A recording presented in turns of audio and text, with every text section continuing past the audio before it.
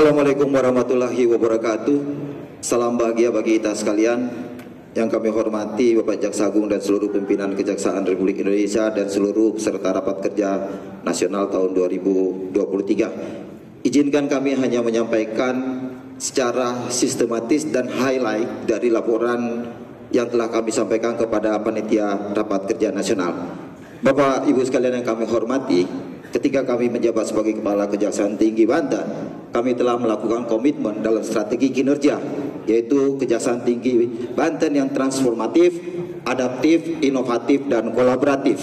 Dengan strategi kepemimpinan adalah konsolidasi, optimalisasi, dan public trust. Bapak Ibu sekalian, kami akan masuk pada capaian kinerja dan laporan secara highlight. Terkait tentang pembinaan, bahwa Kejaksaan Tinggi Banten tahun 2022 mengalami penurunan alokasi anggaran 11,40% dibandingkan tahun 2021. Namun dalam penyerapan anggaran, optimalisasi tercapai dengan 99,65% sebagaimana data yang kami sampaikan. Kemudian PNBP Kejaksaan Tinggi Banten lanjut sekitar telah mencapai 462,20%. Sedangkan kalau kita lihat perbandingan tahun 2021 dan 2022 ada kenaikan 140,8%. Lanjut, kemudian di bidang intelijen, beberapa yang kami sampaikan highlight adalah bagaimana intelijen melakukan penyidikan sebanyak 83, pengamanan intelijen 134, penggalangan intelijen 28 kegiatan.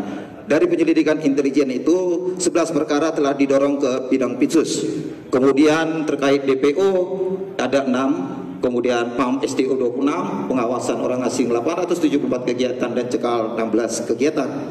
Selain itu, Intel juga melakukan penelusuran aset 16 kegiatan dan kemudian ada proyek strategis nasional dengan 10 kegiatan dengan nilai proyek 6 triliun rupiah dan proyek strategis daerah ada 8 kegiatan dengan nilai proyek 39,3 miliar.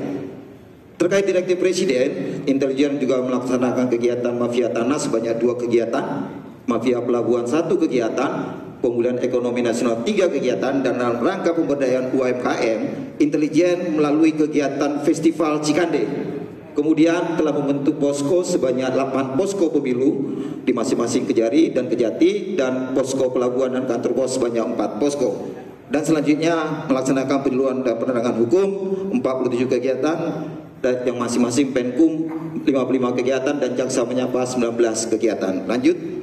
Kemudian di bidang PIDUM, secara highlight kami menyampaikan data perkara PIDUM dari SPDP sebagaimana data di sini dari 4.515 perkara, kemudian ada tahap 1, tahap 2, eksekusi, banding, dan kasasi.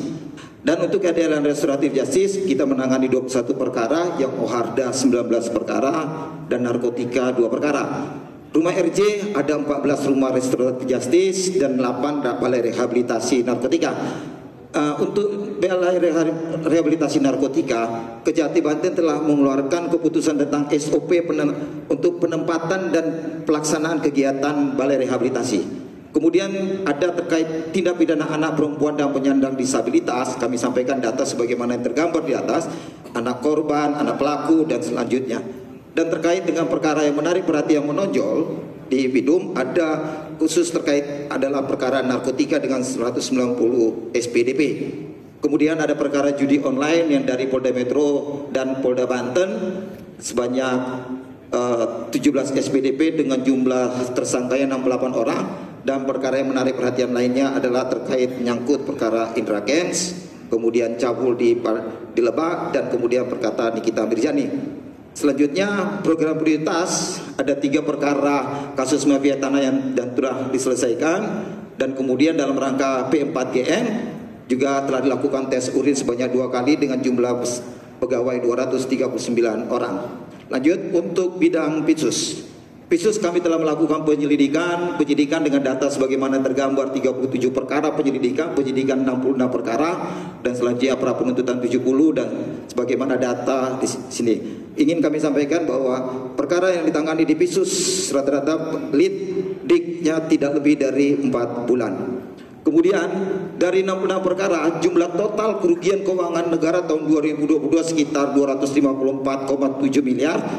dan penyelamatan kerugian keuangan negara dari Pisus dan Kejati terdapat 56,9 miliar dan 1.400 US dollar, dan penyitaan terhadap 38 bidang tanah bangunan serta 11 kendaraan bermotor. Selanjutnya kami gambarkan untuk Direktif Presiden, kami juga melaksanakan kegiatan penanganan perkara kasus mafia pelabuhan 1 perkara dengan 2 terdakwa, kemudian kasus mafia tanah itu 1 perkara dengan 4 orang terdakwa. Khusus mafia tanah ini kami menerapkan juga Undang-Undang Tindak Pidana Pencucian Uang. Lanjut, untuk penanganan datun. Penanganan datun juga kami lakukan sebagaimana data yang sudah tergambar: litigasi, non litigasi, pertimbangan hukum, tindakan hukum lainnya, dan pelayanan hukum serta MOU sebagaimana data yang telah kami sampaikan. Dan khusus kami sampaikan untuk pemulihan keuangan negara dan penyelamatan keuangan negara tahun 2022 Kejati dan Kejari sebesar 208 miliar rupiah dengan data pemulihan keuangan negara 89 miliar, penyelamatan kekayaan negara 118 miliar.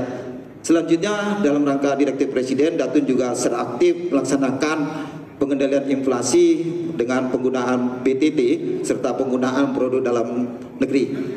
Kemudian dalam rangka pemulihan ekonomi nasional dan penguatan perbankan, kami turut serta dalam restrukturisasi Bank Banten, di mana dari tahun 2017 ini permasalahan dan 1 perkara sudah naik ke Pisus, dan Datun melalui SKK-nya berhasil dari tahun 2017 yang tidak dapat lagi keuangan Bank Banten dapat mengembalikan sekitar 34,995 miliar. Kemudian pendampingan hukum kegiatan proyek strategis nasional oleh Datun 1,9 triliun rupiah. Lanjut, untuk pemulihan keuangan negara ini dan penyelamatan kekayaan negara dari Pisus dan Datun sebesar 265,071 miliar rupiah dan USD 1.400 US dollar dan barang sitaan. Ini data-data Kejati, Kejari di Banten, baik itu Datun dan Pisusnya. Kemudian Bapak Ibu sekalian, terkait tentang pengawasan. Lanjut, pengawasan juga dilakukan kegiatan inspeksi umum, inspeksi khusus, inspeksi kasus, pemantauan, laporan pengaduan, klarifikasi, dan sudah dilakukan 100%, dan hukuman disiplin ada 10 orang, jaksa 6 orang, dan tata usaha 4 orang. Dengan jenis hukumannya dari 6 orang sebagaimana di sini, 4 orang jaksa dan 2 orang yang berat, yang sedang 4 orang, hukuman berat 2 orang jaksa, dan tata usaha 4 orang, 1 ringan dan 3 orang sedang. Jenis perbuatannya juga kami gambarkan, ada 6 orang dari itu adalah jaksa itu penyalahgunaan kewenangan 2 orang, perbuatan tercela 4 orang, dan tata usaha indisipliner 1 orang, dan tercela 3 orang. Kemudian kami sampaikan adalah penilaian indeksasi. Ini kami gambarkan indeksasi kualitas pelayanan publik untuk Kejati Banten itu 100 dengan diikuti oleh para Kejari yang mana pada intinya di atas 80. Kemudian indeks evaluasi AKIP juga kami sampaikan Kejaksaan Tinggi Banten 480 dengan indeks BB, dan diikuti oleh Kejari-Kejari, dan rata-rata indeks dari evaluasi AKIP ini di atas B.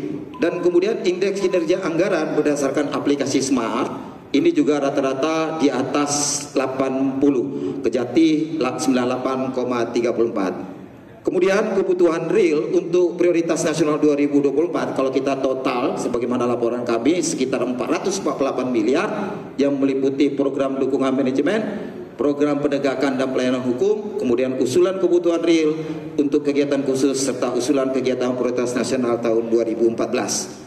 Dan terakhir, prioritas usulan kegiatan prioritas sebagaimana existing wilayah kami bagi dari pembinaan, yaitu pembinaan akan fokus pada penguatan jaksa melalui pendidikan sertifikasi. Kami sampaikan penanganan Pisus sudah menggunakan atau mengaktifkan seluruh tata usaha yang auditor Bapak Jaksa Agung, dan mudah-mudahan ini kami akan kerjasama dengan APIP, Jaksa dan TU untuk mengikuti pendidikan auditor untuk sertifikasi mereka.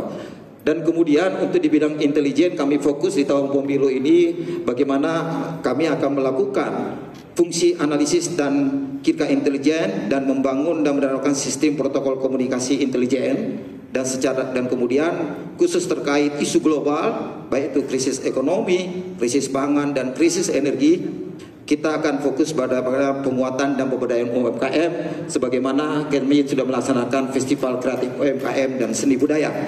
Kemudian bidang khusus, kemudian kami akan fokus pada pencegahan korupsi, terutama perbaikan tata kelola, serta fokus dalam percepatan penyelesaian uang pengganti dengan membentuk Satgas Eksekusi Piutang dan Uang Pengganti. Bidang pengawasan kita fokus pada pembentukan jaksa integritas. Dan terakhir adalah bidang datu, fokus pada Fasum dan Pasus. Demikian kira-kira Bapak Ibu sekalian yang kami sampaikan. Wabillahi taufiq wal hidayah. Assalamualaikum warahmatullahi wabarakatuh.